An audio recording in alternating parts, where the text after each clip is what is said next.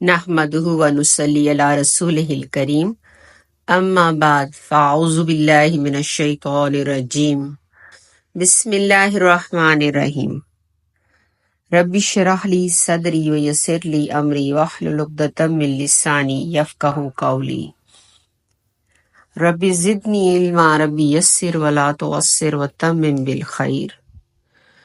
السلام علیکم۔ آج ہم ایک موضوع پہ بات کریں گے۔ اکثر اوقات ہم سب کو شکایت ہوتی ہے کہ شاید کوئی بندش ہے، کوئی جادو ہے، کوئی حسد ہے، جس کی وجہ سے ہم اکثر آزمائشوں کا شکار رہتے ہیں۔ جادو کے توڑ کا آج ایک چھوٹا سا وظیفہ شیئر کر رہی ہوں۔ انشاءاللہ تعالی کہ تمام مشکلات کے حل کے لیے اگر ہم اسے باقاعدگی سے پڑھیں گے تو انشاءاللہ تعالی فاتح ہوگا۔ تو سب سے پہلے تو اعوذ باللہ من الشیطان الرجیم بسم اللہ الرحمن الرحیم۔ سب سے پہلے درود ابراہیمی ہم 3 دفعہ پڑھیں گے، 3 ٹائمز درود ابراہیم۔ پھر ہم 3 ٹائمز سورہ اخلاص پڑھیں گے۔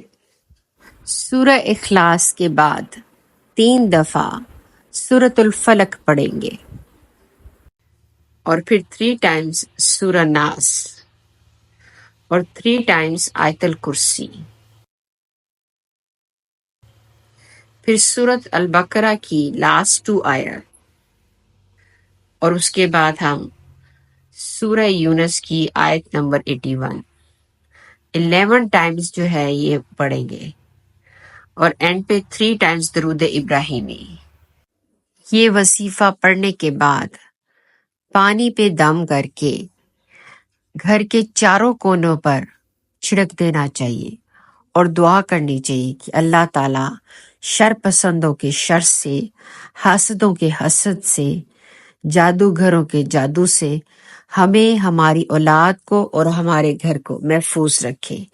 اور یہ وظیفہ ہمیں 21 دن ضرور کرنا چاہیے، باوضو ہو کر کسی بھی نماز کے بعد پراپر طریقے سے بیٹھ کے اچھے طریقے سے اس کو پورا کیا جائے، اور 21 دن لگاتار کیا جائے، کوئی بیچ میں ناغہ نہ ہو۔ اور اگر 40 دن تک کر سکتے ہیں تو وہ تو بہت ہی اعلیٰ ہے۔ اور مین وائل کوشش کرنی چاہیے کہ نمازیں پوری ہوں، باوضو ہوں اور پاک صاف ہوں۔ تو انشاءاللہ تعالی امید ہے کہ جادو کا توڑ ہوگا، حاسدوں کے حسد سے بچا جا سکے گا، اور شر پسندوں کی بھی شر سے محفوظ رہا جائے گا۔ السلام علیکم ورحمۃ اللہ وبرکاتہ۔